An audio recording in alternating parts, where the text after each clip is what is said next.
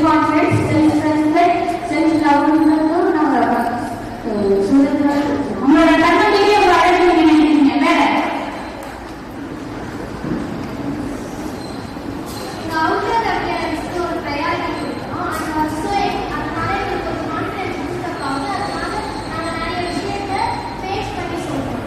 உங்களோட outer appearance நீங்க கொடுக்குற இம்பார்ட்டன்ஸும் சேர்த்து உங்க அழகு நினைக்குது வேற. நீங்க சொன்னீங்க மஞ்சள் அரிசி தேய்ச்சோம் காலத்துல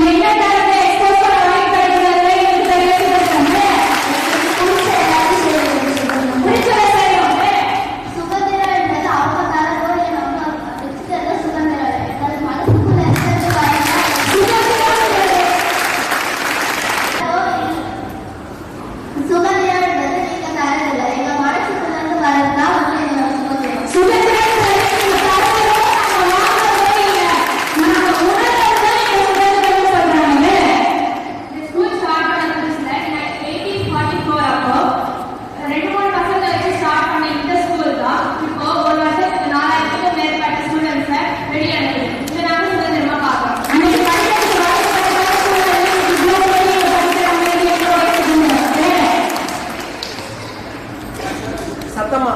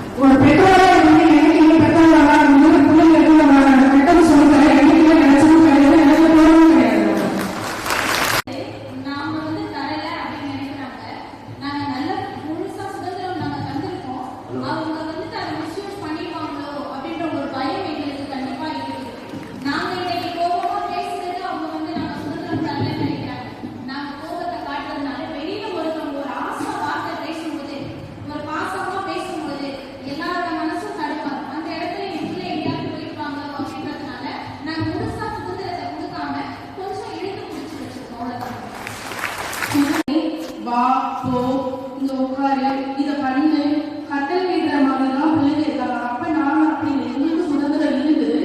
ஆனால் நாங்க பெற்றவங்க வாங்கம்மா போங்கம்மா அந்த மரியாதையோட தான் நாங்க நடந்தோம். ஆனா இப்ப யாருக்குமே அந்த மரியாதைன்றதே தெரியல. அப்ப சுதந்திரன்ற பேர்ல இவங்க என்ன பண்றாங்க, மரியாதையை இழந்து நடந்துக்கிறாங்க. மரியாதை இல்லாம நடந்துக்கிறத சுதந்திரம் இந்த தலைமுறை தப்பா புரிஞ்சுக்கிட்டுன்னு சொல்றாங்க.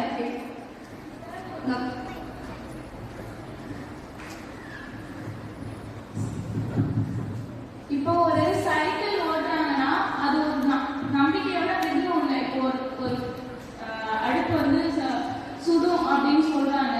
சொல்லும் போது அது எப்படி சுடும் எங்களுக்கு செஞ்சு காட்டினா தெரியும். இப்போ ஒரு விஷயத்த எக்ஸ்பீரியன்ஸ் பண்றோம். இதை கையை பிடிச்சி அடக்காம இதை பின்னாடி வாங்க, முதுகுல தோல் கை போட்டு வாங்க. நாங்கள் எக்ஸ்பீரியன்ஸ் பண்ணி பார்க்கிறோம். எங்களை பேம்பர் பண்ணாதீங்க, எங்களை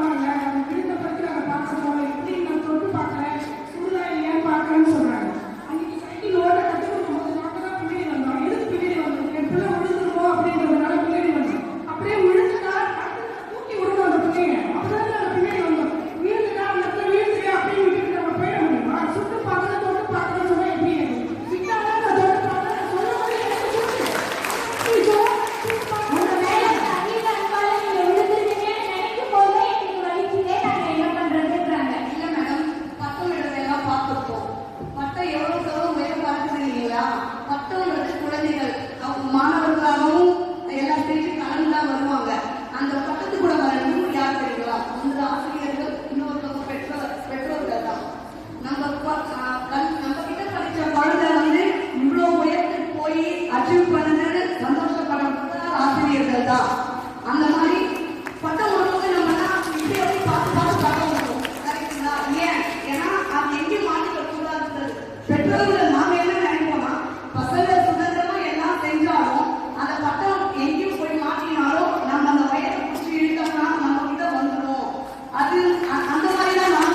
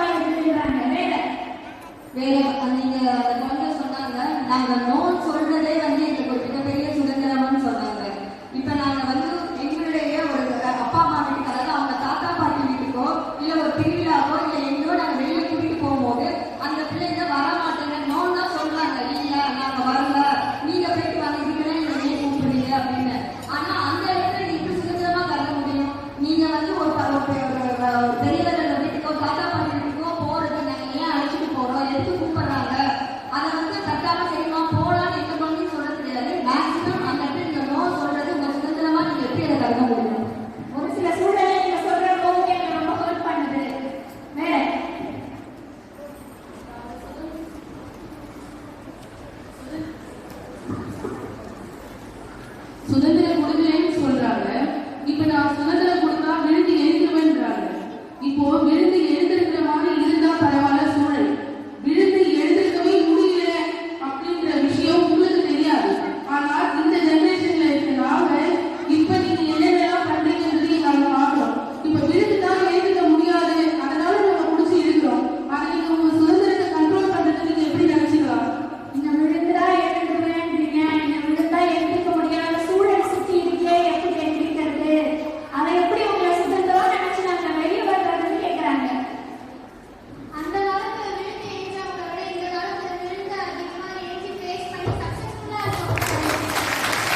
அந்த காலத்துல நீங்க விழுந்து எழுந்திருக்கிறீங்க, இப்ப நாங்க விழுந்து அதை விட அசுர வேகத்துல எழுந்திருச்சு நிக்கிறோம். அந்த சக்சஸ்ஃபுல் இருந்தாலும் விழுந்து எழுந்து அடிப்பட்டு அந்த சக்சஸ்ஃபுல் இருந்தாலும் மனசுக்குள்ளார அந்த வழி இன்னைக்கு இருக்கு.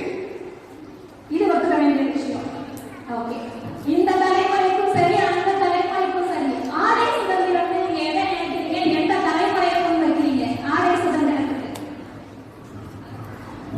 அந்த காலத்துல ஆடை சுதந்திரம் என்பது எளிமையாகவும் மரபு மக்களுக்கு எந்த உத்தரவும் நீங்க அப்சர்வ் பண்ணிக்கிறதா நம்ம சொல்றாங்க. அதை அப்சர்வ் பண்றதுக்கு இப்ப இருக்க ஜெனரேஷன்லயே கிடையாது. நம்ம நாட்டுக்கும் நம்ம கலாச்சாரத்துக்கும் ஒத்து வராத வெளிநாட்டு கலாச்சாரத்தை வெளிநாட்டுல யூஸ் பண்ற அந்த கலாச்சார முறையை நீங்க அதிகமா பின்பற்றுறதா நான் வந்து நினைக்கிறேன். நம்ம கலாச்சாரத்துக்கு வெளிநாட்டு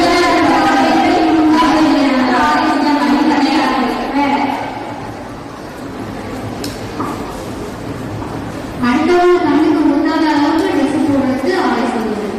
அடுத்தவங்க நம்ம முத்தாத ட்ரெஸ் தான் ஆடை சுதந்திரம். வேற இவங்க என்னதான் ஆடை சுதந்திரம்னு கேட்டாலும் ஒரு மேரேஜோ ஏதோ ஒரு ஃபெஸ்டிவலோ அவங்க வியர் பண்றது கண்டிப்பா சாரி தான். அப்போ அந்த சாரி அவங்களுக்கு ட்ரெடிஷனல் தானே, அது ஏன் வேண்டாம்ன்றாங்க எங்களுக்கு தெரியல. இந்த தலைமுறை கேள்வி எப்படி எடுத்துக்கொள்றீங்க? ஆடை சுதந்திரம்னா நீங்க என்ன நினைக்கிறீங்க? அவங்க சொல்ற கருத்தை என்னால எதிர்கொள்வது இல்லை. இன்டர்வியூக்கு போனா என்ன சாரி கட்டிட்டு போனா அவங்க என்ன நினைப்பாங்க? இன்டர்வியூக்கு ஒரு ட்ரெஸ் கோட் இருக்கு, அப்ப நான் வந்து என்ன போறது? இன்டர்வியூக்கு போறதுக்கு முன்னாடி ஒரு ரெஸ்பான்ஸ் சொல்லியிருக்காங்க. இன்டர்வியூக்கு போறதுக்கு முன்னாடி இந்த ட்ரெஸ்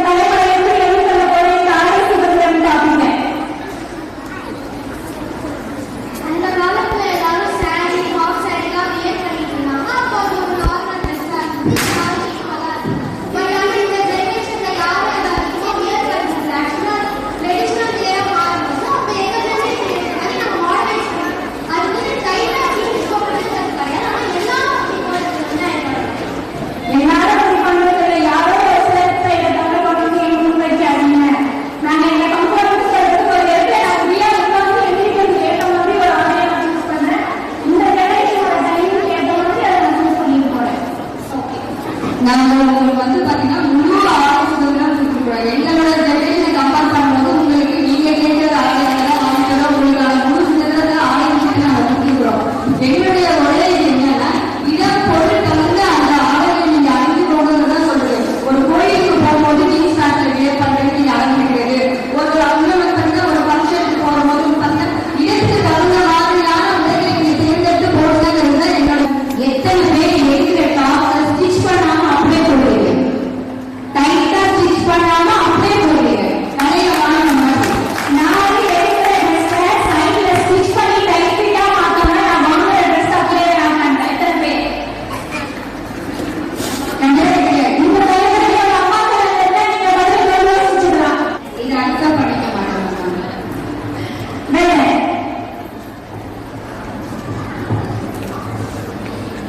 ஓகே, இந்த தலைமுறை இருக்கு, ஆனா அவங்க அதை முழுசா பயன்படுத்தல அப்படிங்கிறதுதான் சென்ற தலைமுறை முன்னேற்ற முக்கியமான கருத்தா கருதப்படுது. ஓகே, இப்போ வளர்றது கடினமா இருக்கு. இப்ப இருக்கிற ஏன் இந்த தலைமுறை கேட்கறது வளர்றது நம்மளுக்கு கடினமா இருக்குன்னு பேசிட்டு சொந்தத்தை கேட்காம ஆர்குமெண்ட் அதிகமா சொல்றது, செய்யவானா இல்ல பாப்பாதிகமா சொல்றதுதான் அதிகமா அவங்க பார்க்கறாங்க, செய்து பார்க்கறாங்க. ஓகே, வேற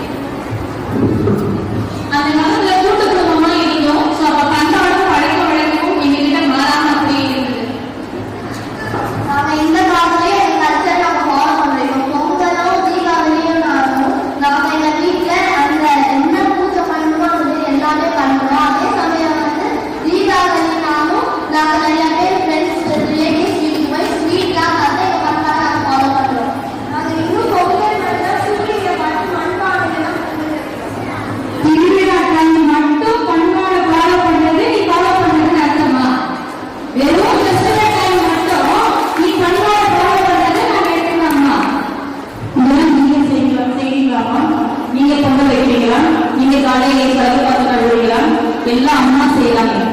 என்ன பண்றீங்க? மேக்கப்போட வந்து நிற்கிறீங்க, அவ்வளவுதான். ஓகே, இந்த தலைவருக்கு முன்னாடி இன்னொரு குற்றச்சாட்டை வைக்கிறோம். வைக்கிறோமா? சொல்ற பேச்ச கேட்கறது இல்லை, மதிக்கிறது இல்லை, ஒரு பார்க்கறது இல்லை, உங்களுக்கு வேலை செய்யறது இல்லை, வந்தா கொடுக்கறது இல்லை, வாழ்க்கை முடிக்கிறது இல்லை. இந்த குற்றச்சாட்டையும் நம்ம வச்சாச்சா? இன்னும் பேச முடியாம அமைதியா இருக்கு. இந்த மாற்றத்துக்கு காரணம் யாருன்னு நினைக்கிறீங்க? சொசைட்டி தான். சொசைட்டினா சமூகம் வந்து சொசைட்டினா சமூகம் அந்த சமூகம் யாருன்னு கேட்கிறேன். அந்த சமூகம் யாருன்னு கேட்கிறேன். சொசைட்டி ஒரு பேர் வச்சுக்கிறோம், சமூகம் இல்லைன்னா வச்சுக்கிறோம். அந்த சமூகம் யாரு? நம்ம வந்து எவ்வளோ வந்து நல்ல விஷயங்களை வந்து குழந்தைகளுக்கு கற்றுக் கொடுத்தாலும் நம்ம பண்ணாத சொல்லி கொடுத்தாலும் அவங்க டிஸ்ட்ராக்ஷன் ஆகிறது. இந்த மாதிரி சமூக ஊடகங்களாலுமே இணையதளத்தின் மூலமாக பார்த்தீங்கன்னா நம்ம எவ்வளோ சொல்லி கொடுத்தாலும் அவங்க வந்து என்ன சொல்றாங்க, நீ ஃப்ரெண்ட்ஷிப்பா உனக்கு இதெல்லாம் தெரியாது. இதுதான் இப்போ ட்ரெண்டு. ட்ரெண்டில் சொல்லி வளர்க்கறத விட பார்த்து வளர்றதுதான் சரியா இருக்கு. உங்க தலைமுறையை அதை பார்த்து வளர்ந்து நீங்க நல்லா வளருங்க. இந்த தலைமுறையை சொல்லி வளர்க்க பார்த்தீங்க, அந்த வாழ்வாடு விட்டுருங்க. சொல்லி வளர்க்க அப்ப மீடியா இல்லை, போன் கிடையாது, டிவி கிடையாது. அப்ப சொல்லி தான் கொடுத்து வளர்த்தாங்க. அதனால நம்ம இப்போ சொல்லி கொடுக்குறோம். அந்த காலத்துல கூட்டு குடும்பமா இருந்து பார்த்து வளர்ந்து எல்லாமே கற்றுக்கணும். இந்த காலத்துல அது மாதிரி காலத்துல ஒரு காரணமா இருக்கும்போது அதை வந்து நம்ம சொல்லி கொடுக்குறோம். இப்ப இருக்கிற சமூகம் பொறுமையா சொல்ல சமூகத்துல அவங்களும் ஒரு ஆளா இருக்காங்க. அந்த சமூகத்தை சரிப்படுத்த நினைக்கணும். இவங்க சரியாயிட்டாங்க, சமூகம் சரியா 100% பாதிக்கணும். நல்ல தலைமுறை சரியானா சமூகம் சரியாயிடும். சரி, இப்ப பொதுவான ஒரு இந்த தலைமுறை, அதாவது திருமணத்தின் தலைமுறை கிட்ட கேட்கிறேன். இப்ப உங்களுக்கு ஒரு வாய்ப்பு கிடைக்குது, கடவுள் வராது. இந்த 2K கிட்ட வந்து நீங்க விரும்புறீங்களான்னு கேட்டா எத்தனை பேர் ஓகேன்னு சொல்லுவீங்க? ஏன்?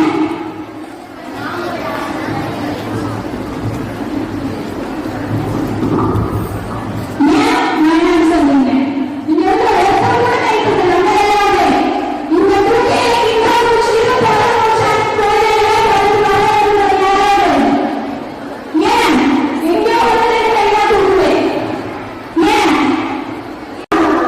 இப்ப இருக்கிற பசங்க அம்மா கிட்ட நாங்க சொல்லுவோம், நாங்க வளர்ந்துருக்கோம் அப்படின்னு நாங்க வளர்ந்துருக்கு இன்னும் நல்ல பொண்ணு நல்லதே இருக்கணும். ஆனா இப்ப இருக்கிற ஜெனரேஷன்ல ஐயோ ரொம்ப பசங்க தெரியுமா அப்படி இருக்காங்கப்பா அப்படி இருக்காங்க வேண்டாம், எங்களுக்கு நாங்களுக்கு நல்ல பேரே போதும். நான் வளர்ந்தது அம்மா எங்க அப்பா எங்க அம்மா என்னை வந்து எங்க அம்மா எங்க அப்பா வளர்த்தேன். பெரியம்மா பெரியம்மா வளர்த்தாங்க. வளர்க்கறது நான் வந்து அவளை பண்ண வளர்ந்தேன். ஒரு விஷயம்னா அம்மாவுக்கு ஷேர் பண்ண முடியல. என் பொண்ணு எனக்கு ஷேர் பண்ணோம், ஆனா முடிஞ்சு எடுத்து வச்சுக்கணும். சிரிக்கிறதே வராது வாயில. சிரிக்கிறதே நான் வந்து பாடல. இல்லை சின்ன பொண்ணு பெரியம்மா நான் பாடலாம். சிரிக்கிறதெல்லாம் உங்களுக்கு தெரியாது. சிரி என்ன விஷயம் சொல்லு,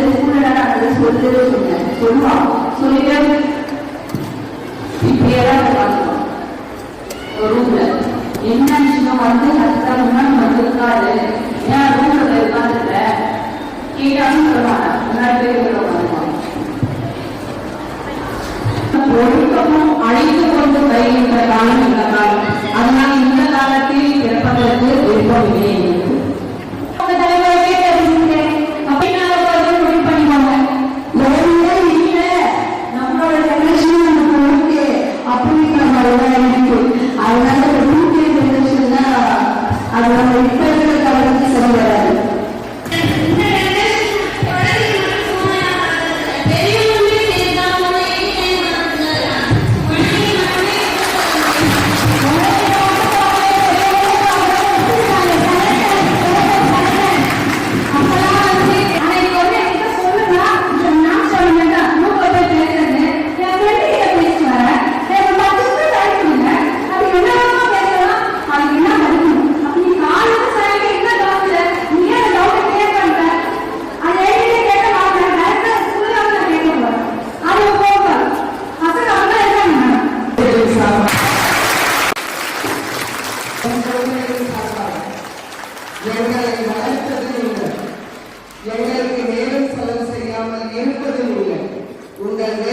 முக்கியம் என்று சொல்வது நீங்கள்.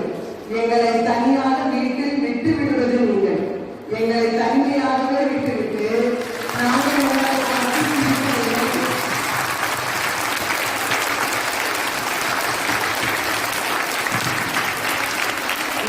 உங்களை பார்த்து சிரிக்கவில்லை, உங்களிடம் பேசவில்லை, உங்களோடு பகிர்ந்து கொள்ளவில்லை என்று கூறுவது தவறு என குறிப்பிட விரும்புகிறேன். வேலை வேலை வேலை என்று இருந்துவிட்டு நீங்கள் துணி துவைத்தால் நாங்கள் துணியை அலசி தரலாம். நீங்கள் மாவரைத்தால் நாங்கள் சலித்து தரலாம். நீங்கள் மசாலா அரைத்தால் நாங்கள் பாத்திரத்தை கழுவி தரலாம். ஆனால் நீங்கள் துணி துவைப்பதில்லை, வாஷிங் மிஷினில் போட்டு விடுகிறீர்கள். எனவே எனக்கு நீங்கள் காலையில் 7 மணி காலை 7 மணி அவசரமாக ஏதோ செய்து பாக்ஸில் போட்டு தந்து விடுகிறீர்கள். எங்களின் சுவை அறிந்து சமைத்து தருவதில்லை. எனவே எல்லாரும் அத்தனை பழக்கத்தையும் நீங்கள் எங்களுக்கு கற்றுத் தந்துவிட்டு நாங்கள் திருந்திருக்கும் இன்னொரு இடத்தில் இறக்க உங்களுக்கு விருப்பமில்லை என்றால் இது யாரின் தவறு என நாங்கள் உங்களுக்கு சுட்டி காட்ட விரும்புகிறோம்.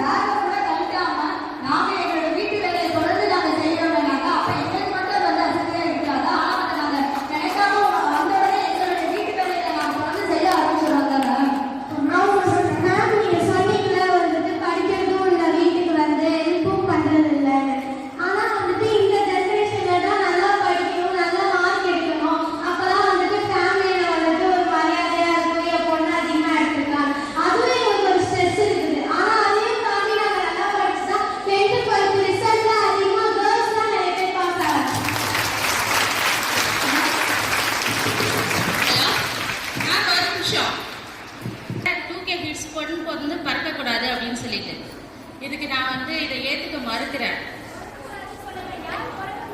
இல்லைங்க, ஃபர்ஸ்ட்ல சொன்னா அவங்களுக்கு அகைன்ஸ்டா பேசுறேன். நான் ஸ்டூடெண்ட்ஸ் பக்கம் பேசுறேன். எதுக்குன்னா இப்ப ஆய போல புள்ள நூலை போல சேலை, நீங்க சேலையை பெருமையா பேசுறதுனால நான் சேலையை உங்களுக்கு உதாரணம் காட்டுறேன். நான் எப்படி இருக்கிறனோ அப்படிதான் என் பெண் இருப்பா. கண்ணாடியை என்ன பார்த்தா என்ன தெரியுமோ அதுதான் தெரியும். நான் ஒழுங்கா தைரியமா நீங்க சொன்னதுதான் சுதந்திரன்றது மத்தவங்க கொடுக்கறது இல்ல, நம்ம எடுத்துக்கிறது. எல்லாரும் கை தட்டணும். அந்த சுதந்திரத்தை சுதந்திரம் சுதந்திரம் சொல்றோம், கொடுக்கறதுக்கே இத்தனை கட்டுப்பாடு வச்சா எப்படி எடுத்துப்பா? எடுத்துக்க முடியாது இல்ல.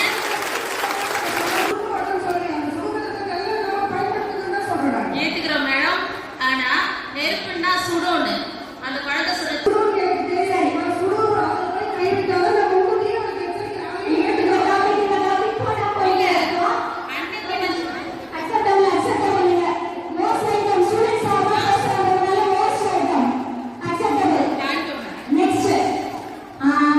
இப்போ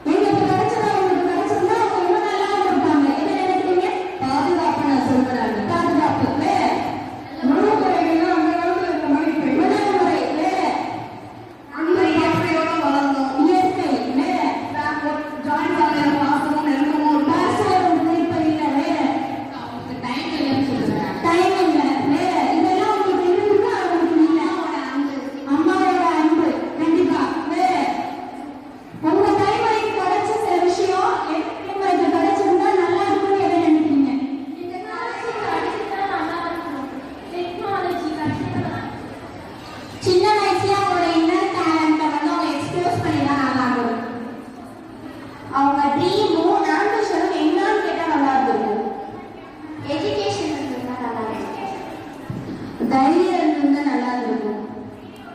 இப்போ வந்த மாதிரி நிறைய அப்படியே சாப்பிட்டு வந்து நிறைய டைம் சேவ் ஆயிருக்கும். அவங்களுக்கு என்ன வேணுமோ அதை அவங்க தட்டி கேட்டுருந்தா நல்லா இருந்தது. வேணுன்றதை அவங்க அப்படியே கேட்கறதுக்கான வாய்ப்பு கிடைச்சிருந்தா அவங்களுக்கு குடிக்காரங்க குடிக்காரன்னு தைரியமா சொல்லியிருந்தா நல்லா இருக்கும். நீங்க எங்களுக்கு கொடுத்த சுதந்திரம் உங்க பேரண்ட்ஸ் வந்து எங்களை மாதிரி நீங்க வளர்ந்துருக்கணும், எனக்கு இது வேண்டாம் எனக்கு இது வேணும்னு சொன்னா நீங்க உங்க ஜென்ரேஷன் அப்படி வளர்ந்துருக்கும் போது எங்க ஜென்ரேஷன் நல்லா இருக்கும்னு நான் யோசிச்சேன். இந்த தலைமுறை குழந்தைகளோட அம்மா இருக்கிறது எவ்வளவு கஷ்டம் குழந்தைகளா நீங்க என்ன நினைக்கிறீங்க? ரொம்ப கஷ்டம் தான் நான் சொல்றேன். ஏன்னா வந்துட்டு அவங்க ஒர்க் ப்ரெஷரையும் பேலன்ஸ் பண்ணிட்டு அப்புறம் ஃபினான்ஷியலாகவும் எங்களுக்காக நிறைய பண்ணும்போது அதெல்லாம் வந்துட்டு மறந்துட்டு வீட்டுக்கு வந்து எங்க கூட ஹாப்பியா டைம் ஸ்பெண்ட் பண்றது அது ஒரு நல்ல விஷயம். நான்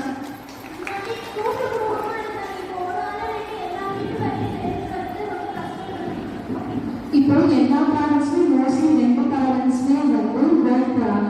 அப்போ நீங்களே சொன்னீங்க உங்க ஜென்ரேஷன்ல உங்க அம்மா வீட்டில் இருப்பாங்க. அப்போ நீங்க ஸ்கூல் போயிட்டு வரும்போது